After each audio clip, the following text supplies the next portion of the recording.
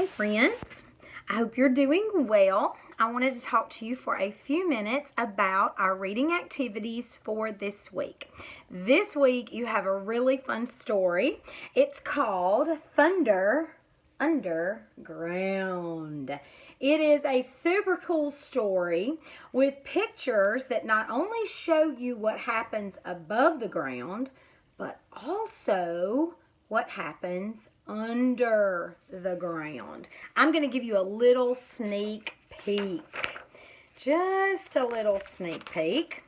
This book is very different from books that we have read before because all of the pages in this book are different little rhyming stories. This is a really cool one. Look at here. Look at all of those cool bugs that live under the ground. And you can see that each of these pages has a poem or a little bitty story on it. And this week in your reading, you're going to be learning about several different poetic devices. And we're going to talk about what that is in just a second. One thing that I want to tell you about the story this week is because it's a bunch of different poems compiled into a book, you're not going to have vocabulary words like we usually do. So there's no vocabulary work, there's no vocabulary sheet in your packet. So don't worry.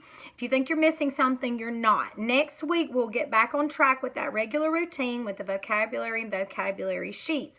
But since this book is a little different, we're going to be doing things a little bit differently. We're going to be learning about the different poetic devices that you're going to hear and read when you listen to the story Thunder Underground. Now remember, you can find this story on YouTube. There's a link on your pink sheet of paper.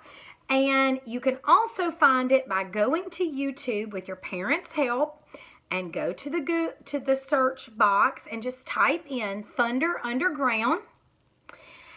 Read aloud for kids, and an opportunity to listen and watch the pictures and read this story will come up, okay? So if the link for you doesn't work out, you have to type it in exactly like it is on the paper. Remember, you can always just search it in the search bar on YouTube. The name of the book, Thunder Underground, Read Aloud for Kids, and the book will come up, okay? Let's talk about a poetic device and what that is. You have a poster in your packet that talks about poetry. And my boys and girls know a lot about poetry because we read poetry every single day. We use poetry to help us learn to read fluently, which means we read like we talk.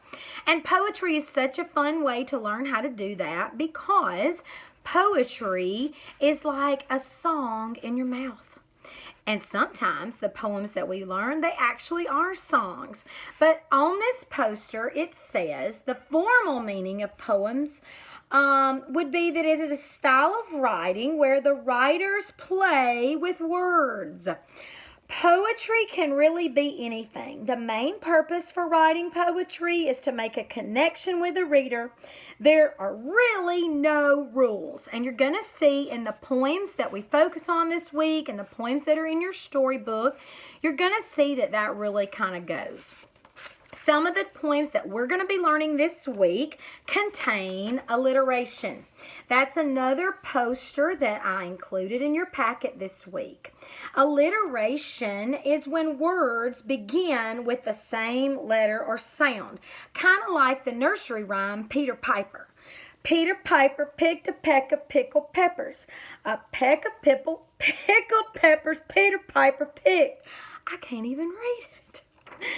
If Peter Piper picked a peck of pickled peppers, how many pickled peppers did Peter Piper pick? See if you can read that without getting all tongue-twisted, tongue-tied. Alliteration is using all those P's in this poem about Peter Piper. I want you to see how many times you could read it correctly without getting stumbled up. It's really hard. I have to slow way down and concentrate really hard if I want to not make mistakes when I'm reading those silly alliteration poems. I've also included another alliteration poem for you to practice on this week.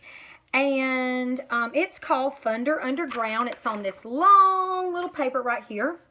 And it has the poetic device, which is a type of poetry called alliteration. So when you read this, you can practice reading that. You'll see that there are lots of words that start with the same letter and have that alliteration device in them. Okay, another poetic device or type of poem that we're going to talk about this week is repetition. Repetition is also found in a lot of poems, and I know that you're going to know this poem on the bottom already. But repetition is when sounds, words, or phrases are used more than once or over and over. It repeats. The word repeat, if you cover up this final stable syllable, did you see that? Final stable syllable right there on the end. If you cover that up, you have the base word or the root word repeat. And that's what repetition means, is that there are repeating words in the poem. On this poem at the bottom of this poster, you have the Wheels on the Bus song. The wheels on the bus go round and round, round and round, round and round. The wheels on the bus go round and round, all through the town. So the repetition in that poem is what, boys and girls? Round and round, round and round, round and round, and again at the bottom, round and round.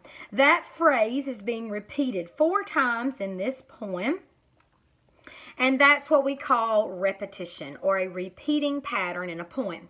I gave you another poem to kind of look at that in as well, and it's called Magma Poles. It's this little short one with the volcano on it, and you'll see in this poem, you can practice reading this as well, that there's a repeating pattern in this poem, or repetition. I want you to see if you can figure out what the repeating poem is in this little poem, or the repeating pattern. There's another alliteration.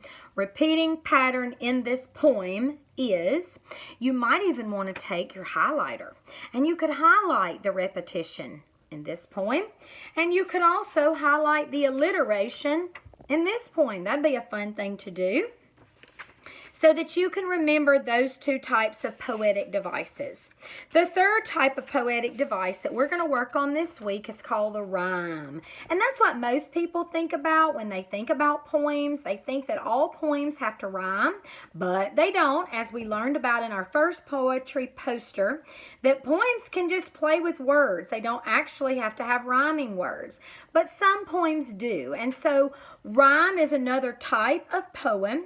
When words have the same ending sound, we call it a rhyming poem. And on the bottom of this poster, I have a rhyming poem for you. It says, "Twinkle, twinkle, little star, how I wonder what you are. Up above the world so bright, like a diamond in the sky." And I just read that completely wrong. Let me start over. Hang on. I have to try to read upside down, and that's hard. Let me do it again.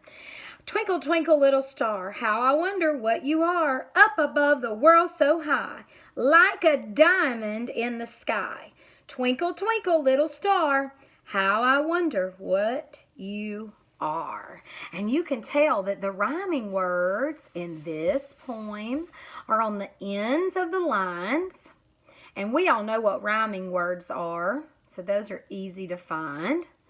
And we know that this poem is very familiar, so this will be another great one for you to practice reading because it has such good rhyming words in it. Okay? Good job. I also gave you a little small rhyming poem called Notes from Some Old Fossils. This is a little half sheet of paper with a fossil on it over here, and it has a poem over here that has lots of rhyming words in it.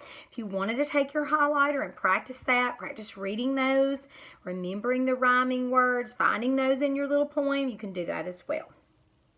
Okay? Lots of good stuff to read this week. Lots of good stuff. Let's talk about the other things that we're going to be working on this week. One of the things that I gave you is a nursery rhyme that you already know, Baa Baa Black Sheep. And the poem is on the top. And then it tells you to highlight or color in some different things in the poem in different colors. So if it's an alliteration, you're going to color it in pink. If it's a repetition, you're going to color it in blue. And if it's a rhyme, you're going to color it in yellow. You can just use the crayons that I gave you to do that. Okay? And you'll use this poem to help you out. All right. Another activity that we're going to do this week with rhyming is going to be matching the rhyming word that is underlined with the picture over here. Now, you're going to need your scissors and your glue stick for this activity. You're going to cut out the pictures over here on this side. Make one piece of trash. Don't make a mess. And then you're going to glue the rhyming word in the box beside the sentence. Now, the word that you're rhyming with is the underlined word. Okay, you're rhyming with the underlined word. So, for example, this first one says, the mouse ran into the, what do you see a picture of that rhymes with the underlined word mouse? You're right, it would be house. So you would put the picture of the house beside this sentence because house and mouse rhyme. And you can glue it there. Okay, the next one that we're going to be working on this week are kind of a review activities. You're going to be reviewing commas. Got some sentences here for you to put commas where they go correctly. Remember that commas go in words of series, maybe of the same color, maybe a different flavor of ice cream, colors, flavors. All those things would be a series of things that are the same, and you would put a comma in between them. You can just add the comma in on the sheet. And your last one is a reading comprehension activity where you're going to read this story. You have a question here to answer. You're going to draw a picture of what is in your head when you read this poem. And then you're going to circle the word no 3 times in the poem. And you can color in each little smiley face for when you circle the word no. Okay? I hope you have a good time reading and listening to poems this week, learning about the 3 poetic devices that we're talking about: rhyme, alliteration, and I forgot the third one, repetition. And I hope you enjoy those this week. I know that when we're in the classroom, we always have such a good time with poems, so that's why we decided to include several for you to have at home. They all are actually really cool stories and poems, topics that are really interesting too. So I think you're going to have a good time with that. I'll see you later. Bye.